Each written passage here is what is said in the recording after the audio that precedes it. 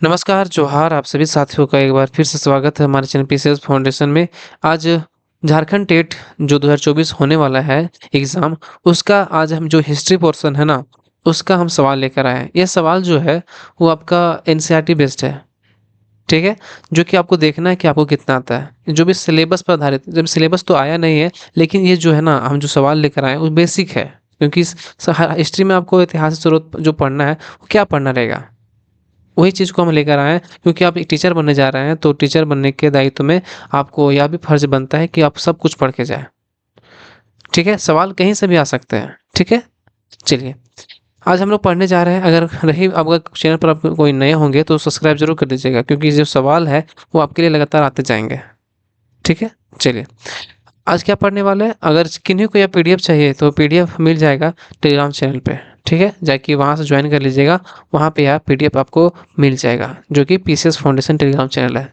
ये description box में link दिया हुआ है, वहाँ से आके आप पीडीएफ को पढ़ सकते हैं। आज हम लोग पढ़ने जा रहे हैं पूरा बेसिक से है कि ऐतिहासिक स्रोत। ऐतिहासिक स्रोत होता क्या है? तो आपको इतना सिंपल वर्ड में बता देते हैं कि किसी को भी जानने के लिए या समझने के लिए कि जो हम लोग किसी चीज़ का सहारा लेते हैं कि या इतिहास आप कैसे जानते हैं? कोई ना कोई तो स्रोत स्रोत होगा। जैसे कि साहित्यिक स्रोत हो गया, ऐतिहासिक स्रोत हो गया, विदेशी यात्रियों के विवरण है। इस बहुत सारे तमाम चीज़ जो है इसके माध्यम से हम लोग इतिहास को जानने का प्रयास करते हैं कि क्या था, क्या घटा, क्या हुआ, क्या ये सब जितना भी खोज हो रहा है, ऐसे कि हम लोग हड़प्पा सभ्यता पढ़ेंगे। उसमें भी तो देखिए ईंटें मिल रही, तो हम लोग जानकारी क्या मिलता है उस समय का? कि लगता है कि यहाँ न कहीं यहाँ पे जो है सभ्यता रही होगी। इसी तरह हम लोग तभी तो जानते हैं ना, इसीलिए आज हम पढ़ने जा रहे हैं जो कि बेसिक सवाल है आपका हिस्ट्री का। और मतलब सवाल देख के घबराना नहीं है, बिल्कुल आराम से पढ़ना है और चीज़ों को बढ़िया से पढ़ना है। चलिए, चलिए आज का सवाल जो कि पहला सवाल है कि निम्नलिखित में से किन स्रोतों से भारतीय इतिहास के विषय में जानकारी प्राप्त होती है? अभी हम आपको जस्ट बताए थे। तो उसमें कौन-कौन से साक्ष्य से हम लोग को भारतीय इतिहास के विषय में जानकारी प्राप्त होती है? तो होती है पहले क्या? साहित्यिक स्रोत, साहित्यिक एवं पुरातात्विक स्रोत हो गया। ऐतिहासिक जिसमें हो गया ऐतिहासिक एवं समसामयिक ग्रंथों से हो गया। विदेशी यात्रियों के विवरण से हमें क्या पता चलता है कि यहाँ पर मतलब इतिहास इसके इसके अनुसार से हमारे हमको जानकारी मिलती है। ठीक है? चलिए यानी कि ये ऑप्शन डी है। आपको सवाल देख के घबराना नहीं है, आपको उसको फेस करना है। सवाल तो बहुत ही हो सकता है ईज़ी हो जाए, लेकिन ईज़ी भी नहीं होगा ना हार्ड होगा। आपके मीडियम में सवाल लेकर आएँ। ठीक है? जो कि आपको हिस्ट्री में पढ़ रहे हैं तो हिस्ट्री में इतना जानकारी होना ही चाहिए। ठीक है? चलिए। दूसरा सवाल है कि अष्टांग हृदय संहिता निम्नलिखित में से किससे संबद्ध ग्रंथ है? बताइए। अष्टांग हृदय संहिता जो है वो किससे संबंधित ग्रंथ है? खगोल शास्त्र, नीति शास्त्र, योग या आयुर्वेद? तो ये अष्टांग हृदय जो संहिता है ना, ये आपका संबंधित है आयुर्वेद से। किससे संबंधित है? आयुर्वेद से। हम सवाल को बिल्कुल जल्दी-जल्दी करने का प्रयास करेंगे, इसका डिस्कशन हम नहीं ले पाएँगे क्योंकि आपको सवाल इतना प्रैक्टिस करा देंगे ना, चैप्टर वाइज़ कराएँगे बिल्कुल। पूरा चैप्टर वाइज़ अब अंत तक बने रहिएगा, जब तक कि आप चैनल को सब्सक्राइब ज़रूर कर लीजिएगा क्योंकि सवाल जो है, वो आपको लगातार वे में मिलेंगे। ठीक है? कभी हिस्ट्री, पॉलिटी, ज्योग्राफी इस सब का सवाल मिलेगा। आज हिस्ट्री की क्लास है तो हिस्ट्री का सवाल है। ठीक है? चलिए। इसका सवाल हृदय संहिता से संबंधित है, ये आयुर्वेद से संबंधित है। ठीक है? चलिए। प्राचीन भारत पर पहला विदेशी आक्रमण किसके द्वारा किया गया था? बताइए, प्राचीन भारत में जो भारत पर पहला विदेशी आक्रमण हुआ था, तो किसके द्वारा किया गया था? ये जो है ना, ये जब प्राचीन भारत का विदेशी आक्रमण हुआ था पहली बार, वो ईरानियों के द्वारा किया गया था। किनके द्वारा किया गया था? ईरानियों के द्वारा जो है, ये इसके द्वारा आक्रमण किया गया था। भारत पर पहली विदेशी आक्रमण हुआ था तो। ठीक है? चलिए। चलिए सिर्फ़ सीखिए आप चीज़ों को बस सुनिए, याद ज़रूर हो जाएगा और सवाल इतना ही लाएँगे कि आपके लिए बेनिफिशियल हो। ठीक है? चलिए।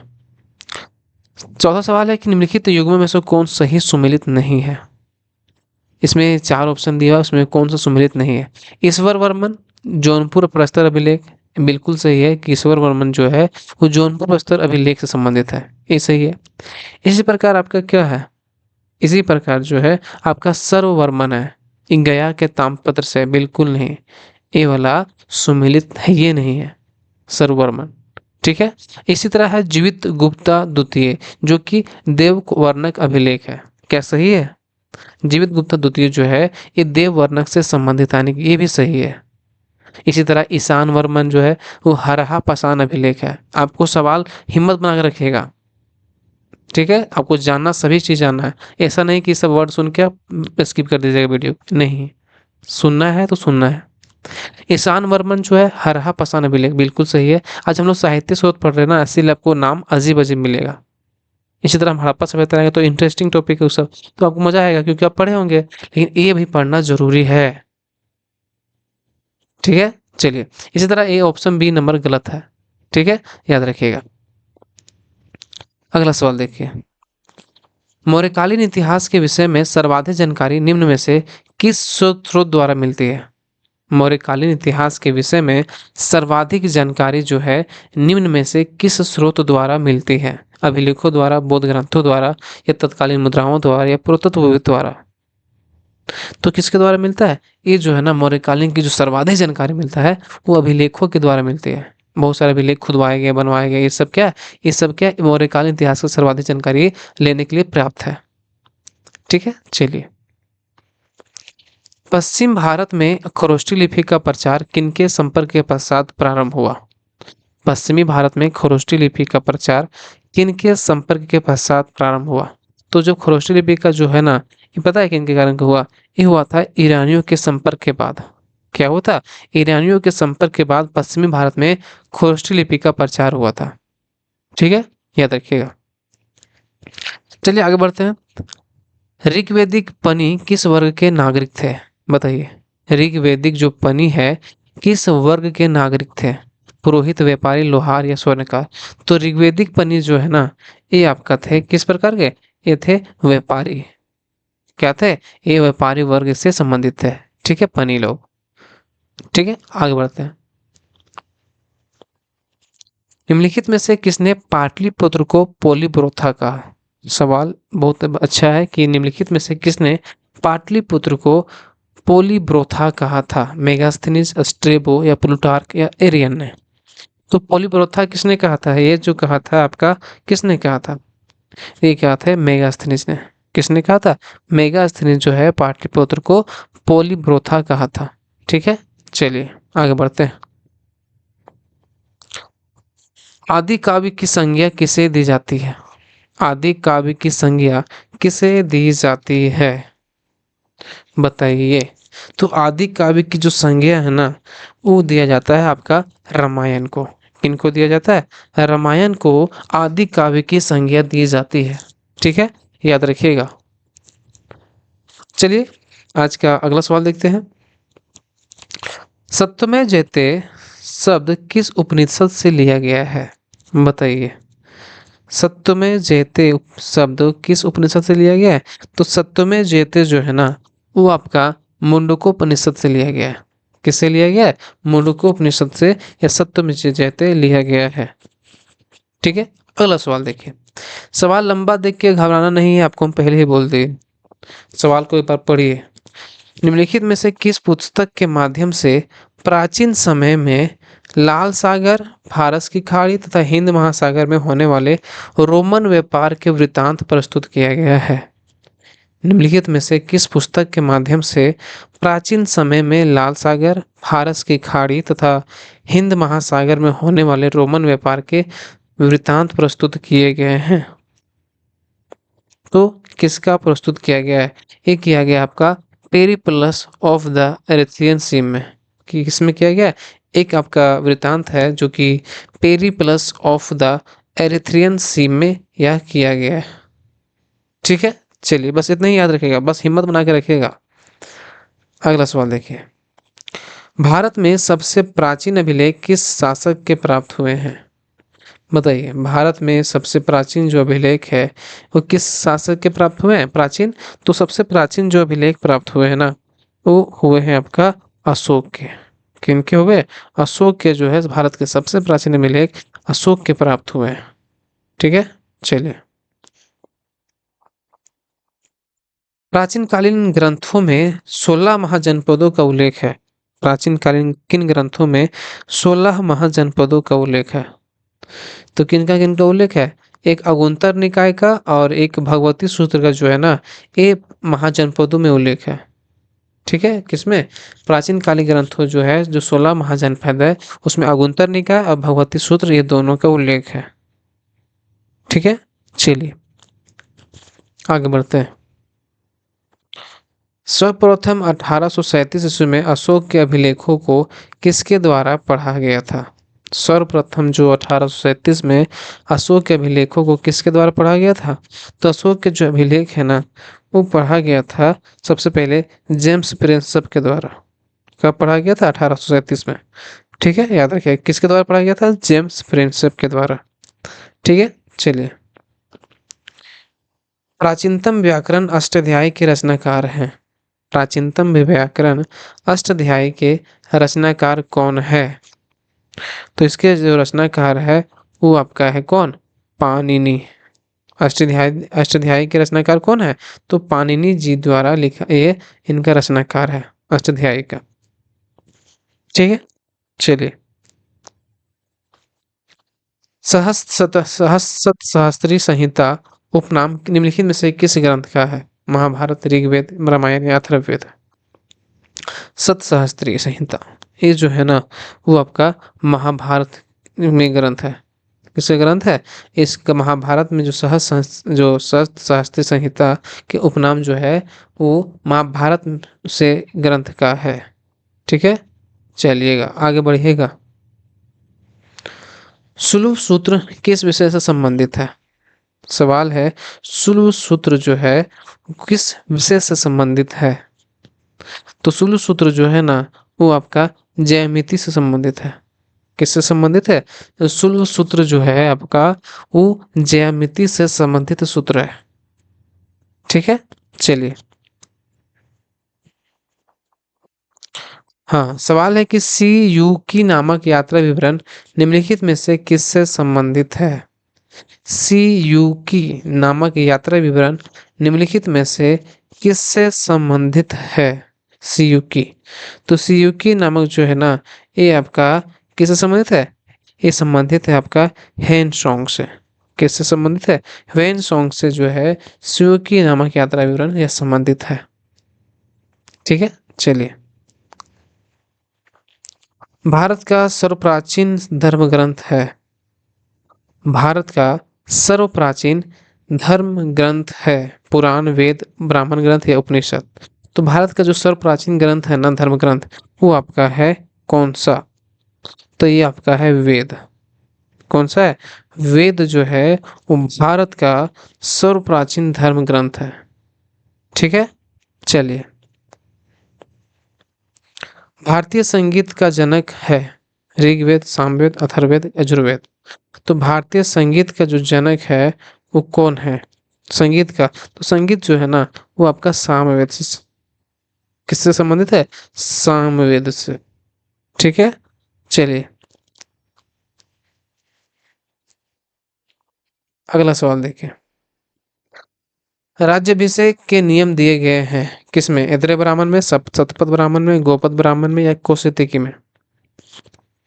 बताइए, राज्याभिषेक के नियम दिए गए हैं किसमें दिए गए हैं नियम?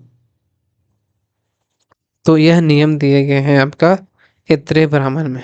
किसमें दिए गए? ऐतरेय ब्राह्मण में जो है राज्याभिषेक के नियम दिए गए हैं। ठीक है, चलिए। अशोक के नाम का उल्लेख, स्पष्ट उल्लेख अधोलिखित अभिलेखों में किसमें प्राप्त होता है? सवाल है कि अशोक के नाम का स्पष्ट उल्लेख अधोलिखित अभिलेखों में किसमें प्राप्त होता है? मास्की, गुर्जरा, नेतुर या उपर्युक्त सभी में? तो अशोक के जो है ना स्पष्ट उल्लेख, वो मास्की में भी होता है, गुर्जरा अभिलेख में भी होता है, नेतुर अभिलेख में भी होता है। यानी कि जो है ये तीनों ऑप्शन सही है, यानी कि उपर्युक्त तो सभी इसमें सही आंसर हो जाएगा।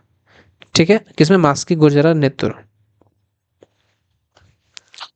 14वीं सदी ईस्वी का एक 14वीं सदी ईस्वी पूर्व का एक अभिलेख जिसमें वैदिक देवताओं का वर्णन है प्राप्त हुआ है। 14वीं सदी ईस्वी पूर्व का एक अभिलेख जिसमें वैदिक देवताओं का वर्णन है वो प्राप्त हुआ है। बताइए, किसमें प्राप्त हुआ है? तो ये हुआ है आपका बोगज कोई अभिलेख से प्राप्त हुआ है। किससे प्राप्त हुआ है? बोगज कोई से। कहाँ से प्राप्त हुआ है? बोगज कोई से। ठीक है, याद रखिएगा। महावीर के जीवन कृत्यों तथा अन्य समकालिकों के साथ उनके संबंधों का विवरण कहाँ मिलता है? महावीर के जीवन कृत्यों तथा अन्य समकालिकों के साथ उनके संबंधों का विवरण कहाँ मिलता है? तो संबंधों का जो विवरण मिलता है ना किनका, महावीर के जीवन के कृत्यों का, तो उनको उनका मिलता है कहाँ पता है? ये मिलता है भगवती सूत्र में। कहाँ मिलता है? भगवती सूत्र में इनका संबंधों का विवरण मिलता है। ठीक है, चलिए।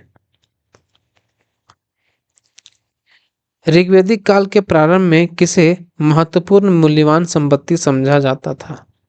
ऋग्वैदिक काल के प्रारंभ में किसे महत्वपूर्ण मूल्यवान संपत्ति समझा जाता था? भूमि, गाय, स्त्रियों या जल को? तो ये समझा जाता था किनको? गाय को, जिसको क्या बोलते थे? अघन्या बोलते थे। तो गाय को जो है ऋग्वैदिक काल में महत्वपूर्ण मूल्यवान संपत्ति समझा जाता था। ठीक है, जो कि अभी बहुत लोग नहीं रखता है। अगला सवाल, भारतीय पुरातत्व का जनक किसे कहा जाता है? भारतीय पुरातत्व का जनक किसे कहा जाता है? तो भारतीय पुरातत्व का जनक जो है वो किनको कहा जाता है? अलेक्जेंडर कनिंघम को जो है वो भारतीय पुरातत्व का जनक कहा जाता है। ठीक है, भारतीय पुरातत्व जनक कौन है? Alexander Cunningham. निम्नलिखित में से किसने चिंतामणि भट्ट द्वारा रचित संस्कृत ग्रंथ सुक सप्तती का फारसी में अनुवाद कर उसका नाम तुतीनामा रखा? निम्नलिखित में से किसने चिंतामणि भट्ट द्वारा रचित संस्कृत ग्रंथ सुक सप्तती का फारसी में अनुवाद कर उसका नाम तुतीनामा रखा? तो किसका नाम तुतीनामा रखा गया था? तो तुतीनामा नाम जो रखा गया था वो रखा गया था ख्वाजा जियाउद्दीन नक्शबी। इसका नाम रखा गया तो तुतीनामा ख्वाजा जियाउद्दीन नक्शबी, इसका नाम रखा गया था। चलिए, हाँ, सवाल है कि निम्नलिखित में से कौन युग्मों कौन सा सुमेलित नहीं है? नहीं पूछा है। तो माधव विसा शास्त्र जो है महाविभाषा शास्त्र जो है वो वसुमित्र के द्वारा लिखा गया है। जी जी जी, बिल्कुल सही है। इसी तरह है मालती माधव जो है किसके द्वारा लिखा गया है? मालती माधव। तो मालती माधव जो है वो अश्वभूति के द्वारा लिखा गया है। ये भी सही है।